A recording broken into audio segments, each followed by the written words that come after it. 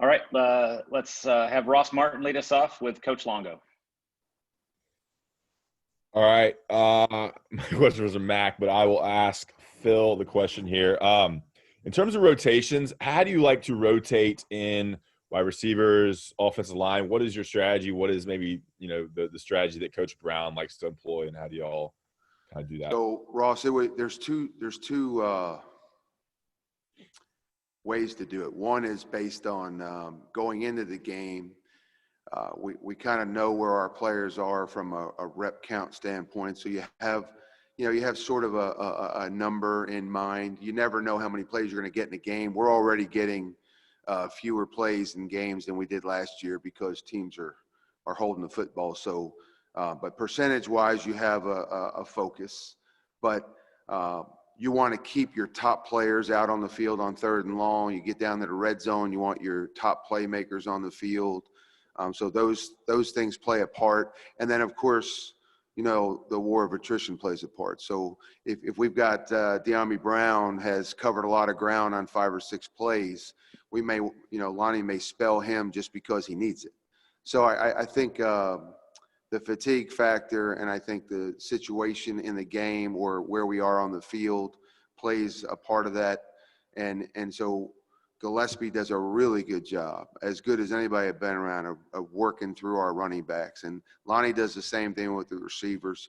And we already know going into the game what the O-line rotation is. And so Stacy has a rep count in his head, and we're trying to spell guys accordingly. So it's the same philosophy with all three. But obviously, if you have a legitimate first guy, you want him on the field the most. And you're going to spell him when he needs it with a guy that kind of meets the standards. And so that really doesn't change from week to week. That's the same. And then preparing for Virginia Tech, with all the COVID cases they've had and not having tape on probably some players that are going to play. They didn't play against State, didn't play against Duke, they might play against y'all. How do you go about preparing for a team? Some questions on who's going to play, especially in the secondary. So we have a quality control guy upstairs that has provided 3 different depth charts. And they're all very, very different because it's what's projected this week. It's what the roster or the depth chart was in game 2, and it's what the depth chart was in game 1. So what we prefer to do, what we're going to do is we're going to game plan the scheme and what they do. And we're going to expect that their best players at every position are going to be on the field on Saturday. So we're planning for the most difficult defense, the most talented personnel that they have. And then wherever it may be different, at least we're ready for their best hand on Saturday. Great. Thanks, Coach. All right. CL Brown, go ahead. Hi, Phil. Coach Brown alluded to being patient on offense and not expecting, because of the way teams are playing you guys and trying to take away the deep pass, not expecting just to have these big explosive plays and TDs like that. I was wondering, from your perspective, how do you play call patience? Like how does that factor in to a team being patient? Well, it's a great question because it forces, we want the big yards and we want the big catches and the deep balls and the quick touchdowns and all that stuff. It makes life easier for all of us when you have the potential to go downtown and score. But it's intelligent on the part of our opponent to keep things in front of you and force you to have to score in longer drives. And so we always attack with the mindset that we're going to take what the defense has given us. And we have to understand, and we did a better job in the Boston College game than we did in the Syracuse game, of taking things underneath, running the ball more when they're giving us a good box, pushing the ball to the perimeter, the shorter, quick hitters, if that's what they're giving us, because they're not going to align up close to the line of scrimmage and just let us take shots, which in some games, that's what we were given last year. So I think people are going to try and make us earn it. We struggle with that a little bit at Syracuse in terms of being frustrated that we couldn't pull the trigger on some of that stuff. So as a play caller, I think my mindset really doesn't change. I want to call what they're giving us. And truthfully, our guys have a lot of input in what we do. You know, if a receiver tells me he's got something route-wise against a particular coverage, or Coach Galloway tells me, we're going to call it. If Stacy Searles likes something in the run game, or Gillespie likes something in the run game, or I do, then we're going to call it. And we're basing it on what they're doing at that point in time. So that there's nothing really for me to change other than I can't have the expectation that we're going to come out and definitively be able to do any specific thing in the game. It's always going to be based on where the grass is and what the defense is giving us.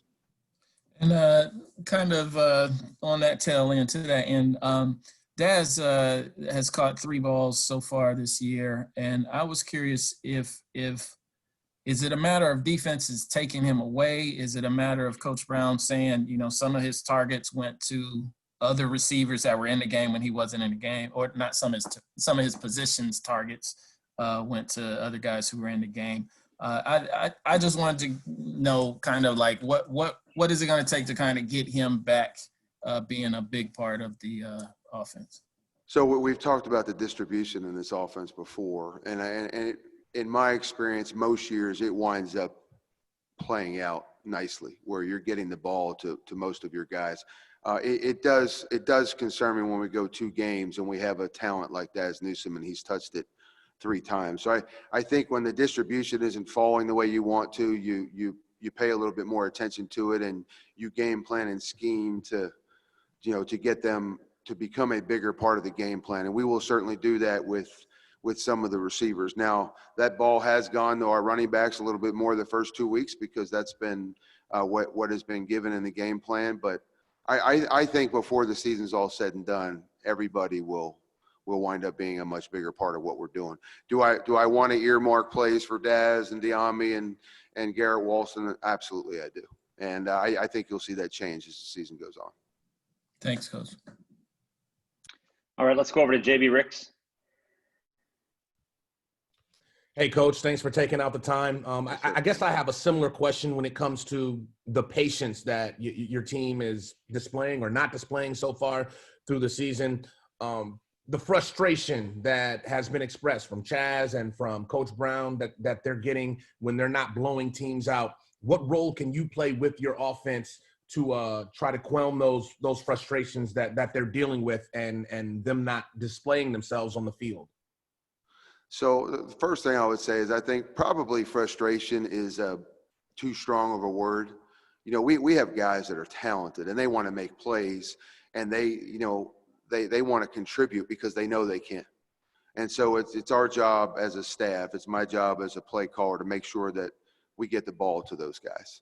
And so obviously that's something we'll focus on this week and for the remainder of the year. But it's not frustration to a point where we're just eager to play. We're passionate to play. It's 10 weeks and 2 games.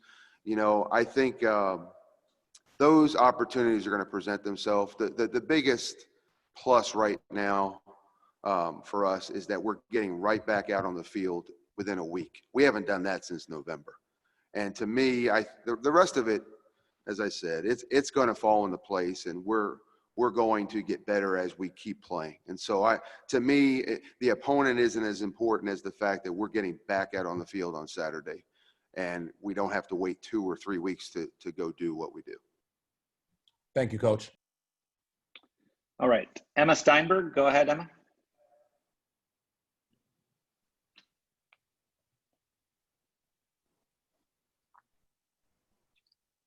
Emma, are you there? We'll try. Go ahead. Hey, Coach, Mac was asked about the pass protection, and he said that the offensive line maybe did a better job than what it may appear to some people, and there were some other factors. Can you elaborate on what some of those other factors were that gave the appearance that the pass protection maybe wasn't as good as it needs to be? So sack reduction, no matter how many you give up 10 in a year, you give up 30 in a year, you always study it at the end of the season, Andrew. So you've got there are numerous different ways that you can give up a sack. An O-line sack is a missed assignment where we did not set on somebody and we gave them a free run at the quarterback. An O-line sack can also be we set the right guy and he physically beat us and got to the quarterback. Those two scenarios would be credited to the O-line for an O-line sack. Now in the statistics, they're all credited to the offensive line. But in reality, when you look at it from an offensive standpoint, those are the two things that would happen for us as a staff to know it was really the fault of an offensive lineman that gave up the sack. Another reason is our quarterback holds the ball too long. So if we're going through just, let's say, a three-step progression and we get through three, we've got to do something with the football. We either have to run it or we have to throw it away or we have to check it down. If we sit there and hold the football, which goes beyond what our planned time is for the protection, then it really is a quarterback sack. That's the responsibility of the quarterback. And then, the last thing is that we got a lot of man coverage on Saturday, but regardless of man or zone coverage, if our receivers aren't doing a good job of getting open, you can actually credit a sack. Quarterback is there, he's ready to pull the trigger, and the receiver slips or he doesn't run the right route or he doesn't get off of man coverage or something. Really, you're not triggering the football because the receiver's not getting open. So there are a lot of – you also can have an MA or a physically beaten tight end or running back in protection. We had one play where our running back got beat on Saturday. So everybody plays a part in that. Statistically, the blame always goes to the offensive line. And they gave up two. We had a running back give up one, and we had one that belonged to our quarterback on Saturday. So obviously you address it with the entire team. We're not just quick to blame the O-line because all four did not belong to them from the BC game. Thank you. Appreciate it. Yes, sir. All right, let's try to go back to Emma Steinberg. Emma? Hey, Coach. This is Emma Steinberg from Sports Illustrated. Thanks for taking the time. With COVID impacting in-game attendance and that energy that comes from the crowd, how have you been able to keep the energy and momentum up while playing in stadiums with no fans? So I haven't heard Coach Brown's press conference yet, but I would imagine if you had asked him that question, he'd tell you it's going to be self-generated. The experience after the Syracuse game in 31 years of coaching was as bizarre as anything I've ever experienced because it was just so quiet after the game. And we met with Coach Brown on the field instead of in the locker room. And so those are just some of the adjustments that you have to make during the game. And I can't speak for all our players, but there is crowd noise playing. So it doesn't sound quiet or dead like a practice. And truthfully, like once I make the first play call, I really don't notice. I don't notice because everything that I do is either focused on our players on the sideline or it's focused on what we're doing during the game.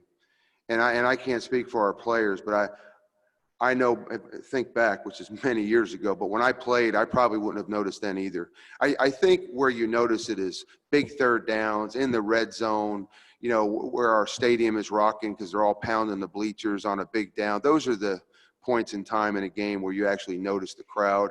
And I'm not so sure, and Coach Brown has said this, I'm not so sure that home field advantage this year is quite as much as an advantage as it has been in the past, where your crowd plays a huge part in the game. All right, Greg Barnes, go ahead. Hey, Phil, I'm used to asking about Bud Foster during Virginia Tech week, so I'll mix it up and ask about Justin Hamilton. Is he doing anything much differently than what Bud did? They are a little bit. The word in the spring was they were going to keep doing the same stuff. I think there's a lot of that remains there. They're in a little bit more one high than they were last year, and they're doing a few different things in terms of where they place their backers and how they trigger on protections and how they pressure. So if I had to put a number on it, I'd say there's 70% of it looks like it's the same to us, maybe 25-30% to have to concern yourself with some different things that they're doing. We had a tremendous amount of respect for the DC last year and what they did, and I know Bud was in the game for a long time. Tremendous amount of respect for him and what he did and what he accomplished, and I think a lot of that it's still there at VTech and is still a concern game planning for them, and then their new staff has added some new things that right now has forced us to have to game plan some of what we're doing a little bit differently. So the true test will be what they run against us on Saturday and how we respond to it. Thanks, Phil. Yes, sir. All right, last one. Brennan Marks, go ahead. Hey, Phil, thanks for taking the time. Mac had mentioned after the game on Saturday that was as impressive as a performance as he's seen from Sam moving the ball with his feet so far since he's been in Chapel Hill. I'm just wondering, what role would you like for his rushing ability to play in the offensive game plan, and why is that so effective in sort of overloading what defensive coordinators have to prepare for? Well, I would say from an offensive coordinator standpoint and from Sam's standpoint or any quarterback standpoint in this offense, last year we just felt so handcuffed because we got into a depth chart issue, with an injury and whatnot at the quarterback position. And so it became, we don't want to get Sam hurt regardless of who's in that room, but we really could not utilize him at all. And we were able to kind of cut him loose in the Temple game, and he had 3 or 4 plays which drastically changed some drives for us. And he did the same thing against Boston College. He was smart. He slid and got out of bounds when he needed to, but he had a lot of positive yardage, and he was able to move around the pocket, including, his scramble throw to Javonte Williams.